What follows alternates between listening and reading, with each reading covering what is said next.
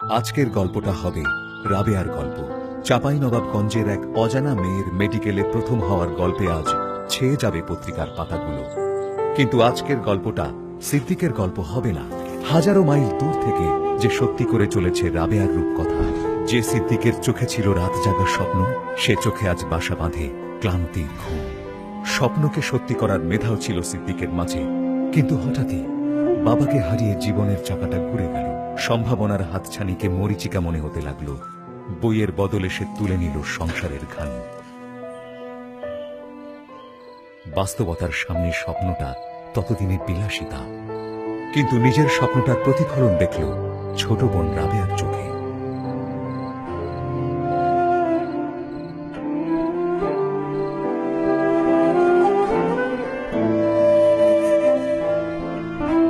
বোনের চোখের স্বপ্নটাকে নিভে যেতে দিতে পারেনি সিদ্দিক।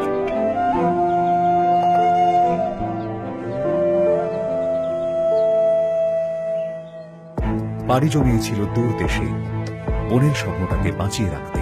স্বপ্নের হাটে সিদ্দিকের জীবনের বিনিময়ে মিলেছিল রাবেয়ার ভবিষ্যৎ।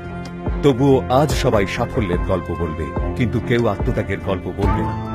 সবাই আজ অর্জনের গল্প বলবে, কিন্তু কেউ বাংকারের ভিতরে থাকা সিদ্দিকের বিসর্জনের গল্প বলবে না।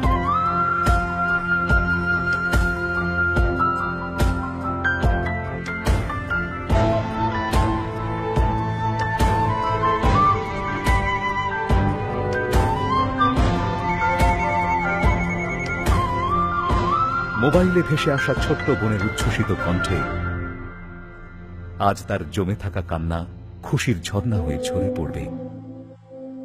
ওই এক মুহূর্তের আবেগের কাছে সিদ্দিকের সারা জীবনের আত্মত্যাগ তুচ্ছ মনে হবে। যেসব হাজারো সিদ্দিকের ছুঁড়ে ফেলা স্বপ্নের বুনিয়াদে শক্ত হয়ে দাঁড়ায় রাবেয়াদের স্বপ্ন, তাদের জানাই সহস্র সালাম। তখনই তাদের হয়তোবা মনে হয়, না, জীবনটা মনে হয় অতটাও খারাপ না, জীবনটা সুন্দর।